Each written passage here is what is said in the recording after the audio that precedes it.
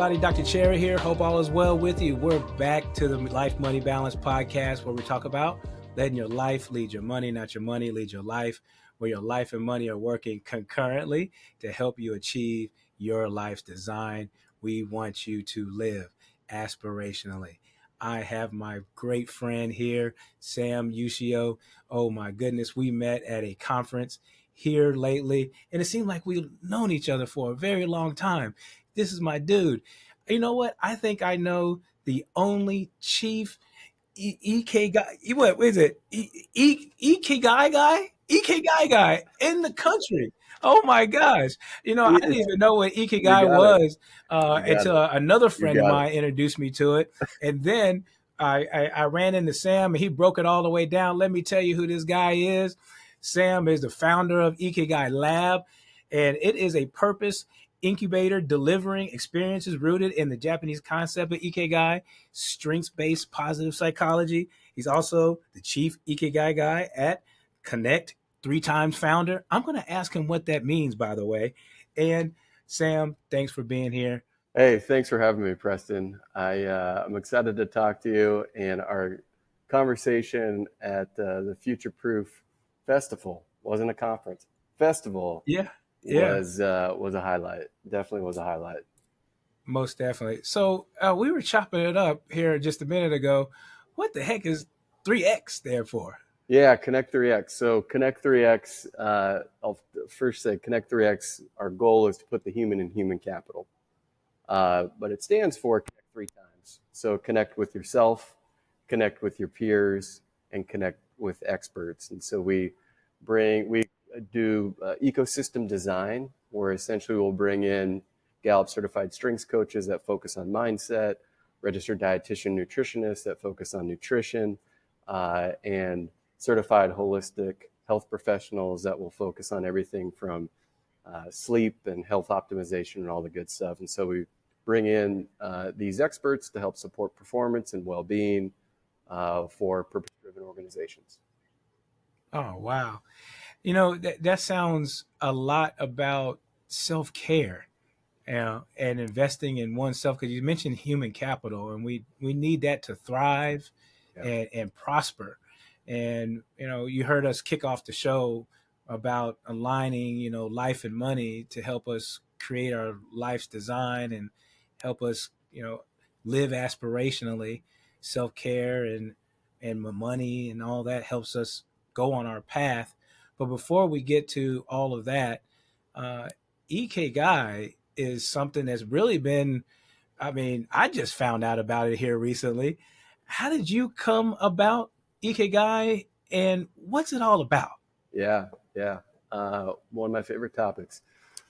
So I'll first start off with what is it? So Ikigai is a 1,000-year-old Japanese concept that can be interpreted as the reason for being. So there's no direct English translation, but it can mean your purpose or um, essentially your reason for being. So 1,000 years old has empirical links to longevity, creativity, happiness, joy, all the good stuff. And my path to finding Ikigai is through my Japanese heritage. So it's largely inspired by my great grandparents, came to America in the early 1900s to preserve the legacy of a 1,200-year-old Shinto shrine in Fukuoka, Japan. And so, I have this background in financial services and change management, found the story of their journey, and in particular, my great grandmother's journey, that was really rooted in living a life with purpose. So I could tell you, we could fill the entire podcast with the story and the inspiration behind the story, but I'll just leave it with that's what Ikigai is. That is the inspiration that compelled me to focus on this ancient wisdom tradition.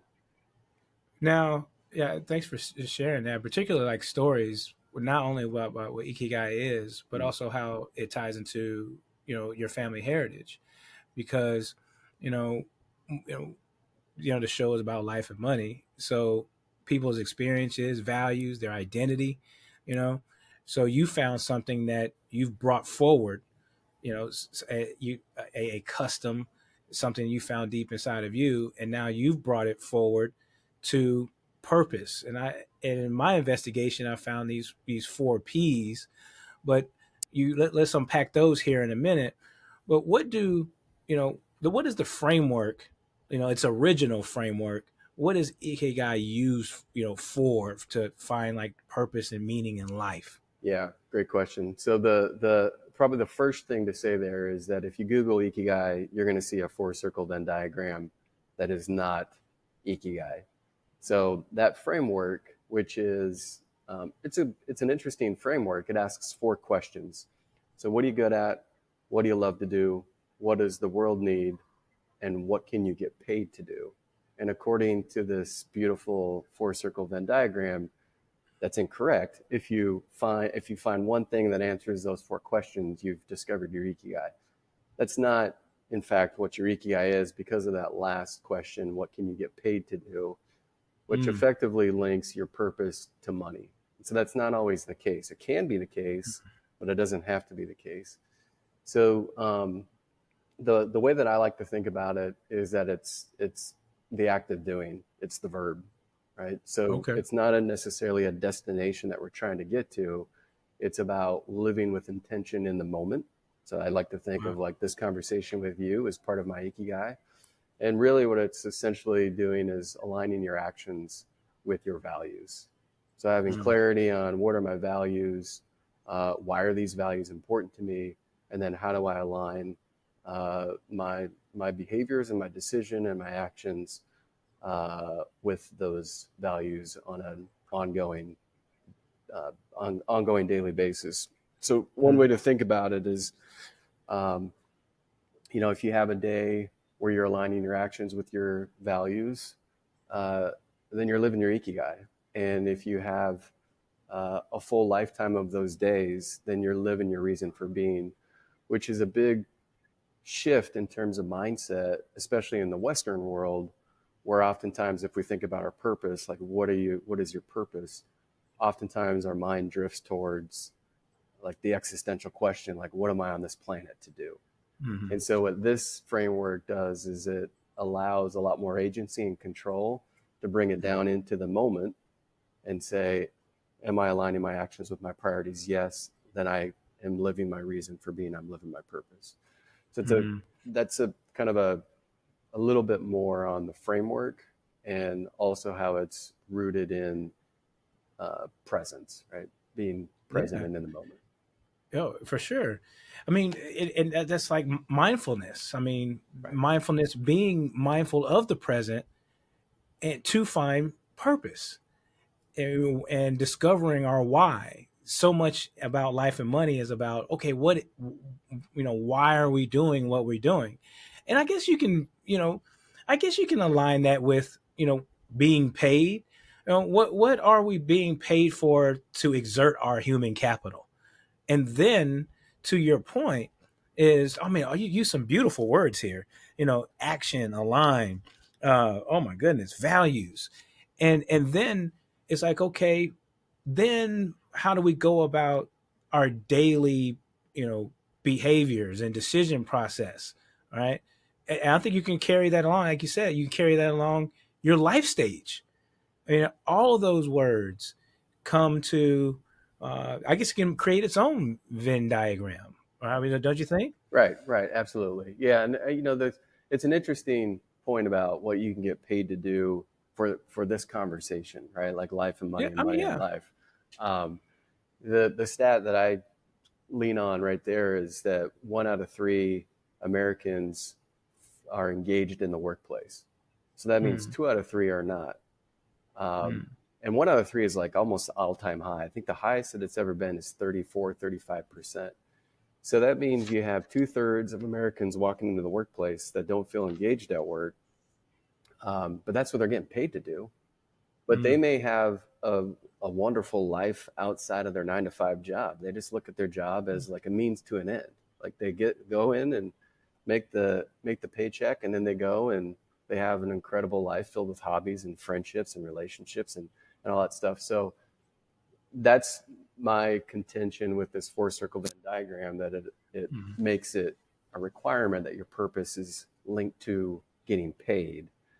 Right. Where I think, which is an interesting conversation, maybe for this podcast, is, if you find your purpose, how does that propel your ability to deploy your money in a way that's Yeah. more aligned with your I, values and your purpose. yeah. To extend that, to what you're saying there, my father and my mother, they had, and I would just make this point too. We didn't 9 to 5s you can have 9 to 5s, or I would say W-2s. Yeah. There's different. There's jobs and there's careers, Yeah. and then there's entrepreneurs. There's a whole way you can earn a living, Right. right? So that's a whole nother topic. Yeah. But let's just say, to your point, you didn't find your true. Not to say you didn't find. You don't have the opportunity to do your true passion, right? My point about it is my parents said, my 9 to 5, so to speak, wasn't my passion, but what I earned, the way I earned a living, or we earned a living, was funding you two, meaning my sister and I, Yeah. to afford you all opportunities, and that was our purpose and passion. Totally. Well, what do you think about that kind of mindset? Because mindset, that's a word you use. Yeah, absolutely. I mean, it reminds me of a quote from Picasso who says, "The meaning in life is to find your gift. The purpose in life is to give it away." Right? So if we have this ability to understand what are our talents, what are our unique abilities, and then how can we deploy those, activate those strengths in a way that not only helps us improve and achieve mastery in whatever floats our boat or fuels the journey, but then also, as important, how do we do it in a way that improves humanity? And humanity could be something like your parents, where they're focused on you and your sister and supporting the next generation, building a legacy. It also could be my community. It could be the world at large. So that's the way that I try to frame it. Is there's this element of self-actualization, right, or mastery, like improvement, but it really starts to take a different take a corner, like kind of goes to the next level is probably the best way to describe it. Once you have that, harness that ability, and then start to deploy those unique attributes in a way that improves others, however Right. others are. I mean, Yeah. So how important do you think? I mean, listening to you, it seems like the order of operations is very important, which is starting at a place of, maybe not doing things for maybe external validation or being paid, as you say. It's being okay to be, you know, paid for your services, or once you found your value or your purpose, or whatever. But maybe finding your real why, or what you want to invest in yourself, or why you're wanting to maybe help the world. Maybe it'd be your child, or yourself, your spouse. So what you are building your light up to shine on, you know exudes upon itself. So the order, I don't know if I made any sense there. So what do yeah, you say about that, as yeah, far yeah, as the yeah. order of which it goes? Yeah. So here's the way that I think about it in terms of a sequence. So I think at the very base of the Ikigai pyramid is values.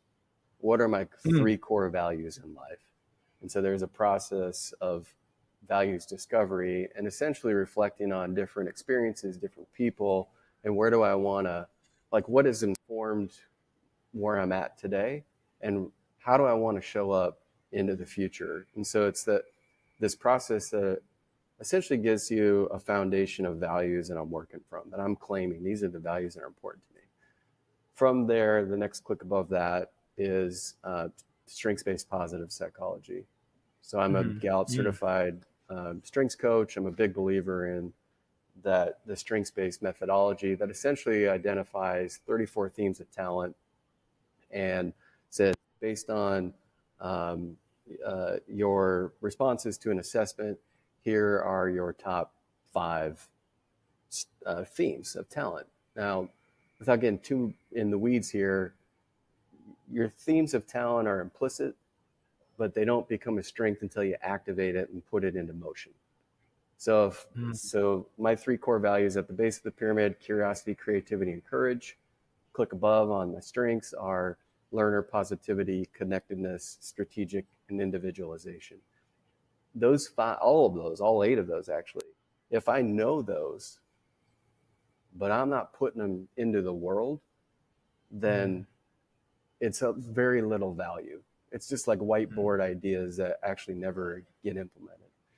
And so, but you got the foundation with values. Click above that are the strengths or the talent themes. And then above that are 6 dimensions of well-being.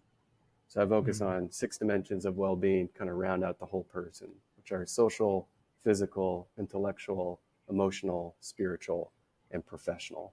And if do some work with retired folks, so that we pull professional out, students sometimes we put academic in, but essentially it's really built around these are the components of the whole person, and how do I deploy my values and my strengths in a way so that I can improve across ideally all 6 of these dimensions of life. Mm.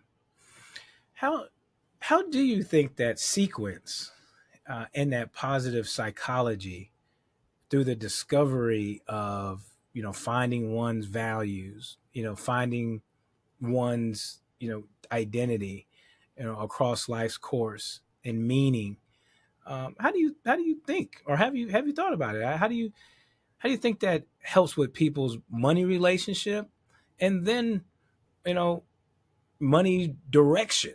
you know how do you Yeah, think that helps with that?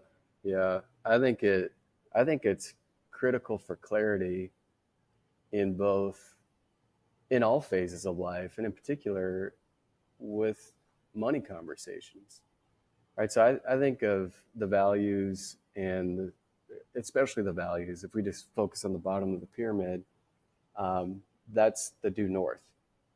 So that gives me a framework for making decisions on a daily basis, both financial and non-financial. So if I'm stuck trying to figure out what actions I want to take, and I can always come back to this foundation of, well, is it aligned with curiosity, creativity, or courage?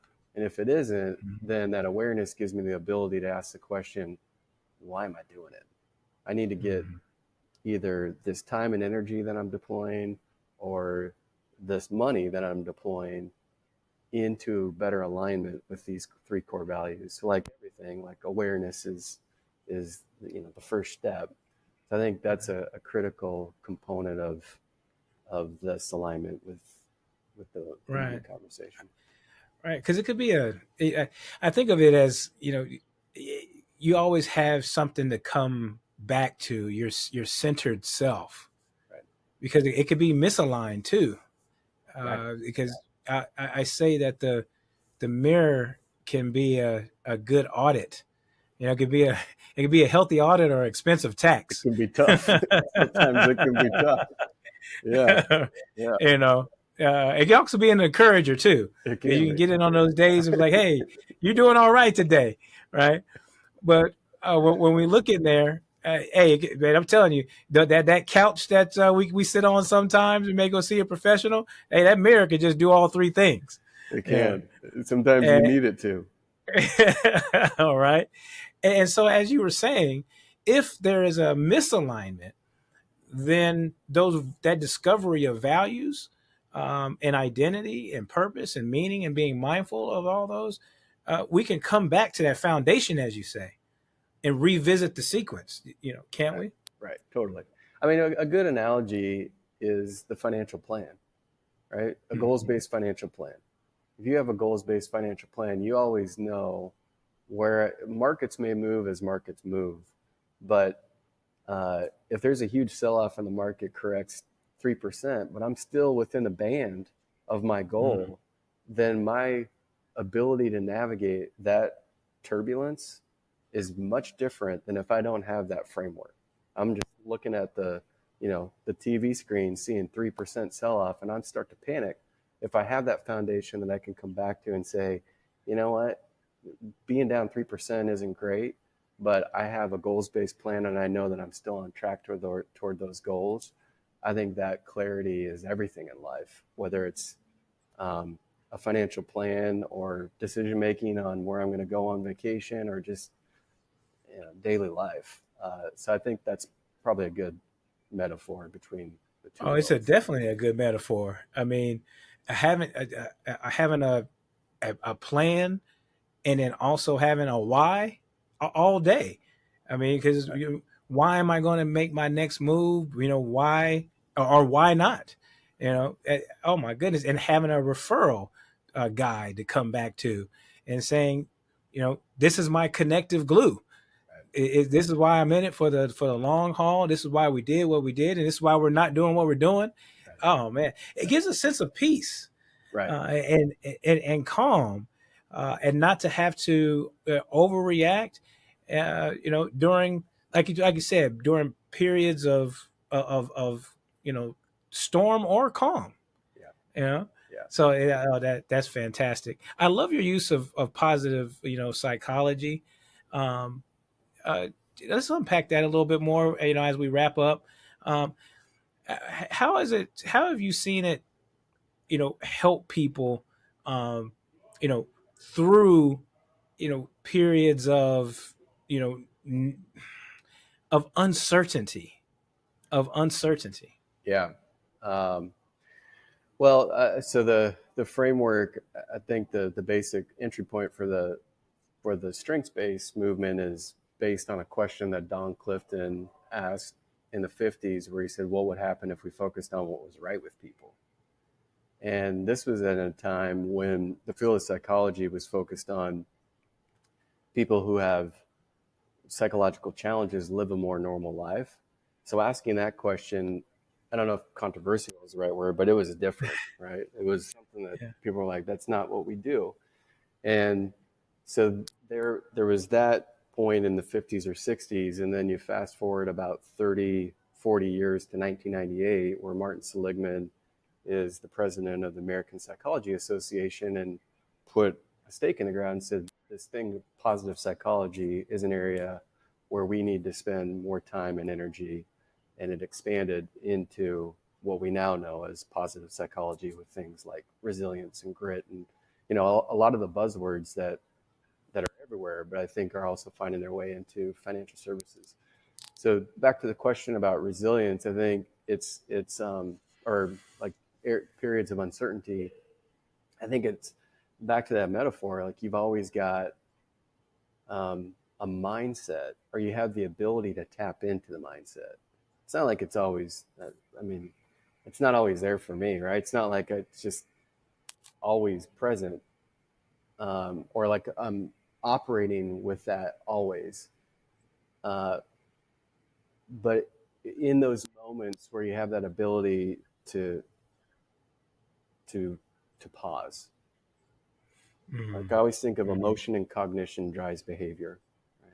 Mm-hmm. So you have that ability to pause. That cognition component brings us back to um, this foundation of, in this case, with strengths-based positive psychology, like, what are my themes of talent? What am I really good at? And how can I Mm-hmm. double down on those areas that I'm good at in order to achieve better outcomes, right? So Yeah. navigate periods of uncertainty. Yeah, yeah, I love that. I think we're gonna wrap up with that because what I heard there is very important for people to understand is that positive psychology doesn't mean that you're positive all the time because life is not positive all the time. That does allow us to bring ourselves to have pause and allow us to breathe and allow us to acknowledge and affirm where we are and open up the gate for a little bit of perspective, grace, and say, you know what, there's hope in the direction that we're going. So I appreciate you saying that because people need to hear that too. Well stated. So Yeah. Well Wait, spoken. what are the key takeaways that you want us to know? I mean, something because you said some Ikigai is misunderstood. What is that one thing, that we need to know? Yeah, Ikigai is a verb, and it's not a four circle Venn diagram. That's the main thing. There's a lot of Ikigai is kind of on the up and up. A lot of people are watching the Blue Zones on Netflix these days. I believe the first episode is Ikigai. So it's not a four circle Venn diagram. It's about aligning actions with priorities on a daily basis, moment by moment. Right, right. I appreciate that because I wanted you on the show, Sam, because of that alignment. We talk about alignment on this show a lot, aligning life and money. That's why we kick off with let your life lead your money, not your money lead your life, because they work concurrently, so it could help people achieve their life design. So thank you for being on the show. Where can people find you, Sam? Best place is LinkedIn. So you can check me out on LinkedIn. Connect3X website is connect3x.com. If you're interested on the Ikigai side of the house, you can go to ikigailab.co. But best place to find me is on LinkedIn. All right, that's what's up. Thank you for chopping it up with us. All right, folks, thank you for listening to the show. We appreciate you listening. You know what to do. Click that subscribe button on the YouTube channel. Follow me on all your socials. And until next time, we're going to chop it up. Stay tuned. Cheers.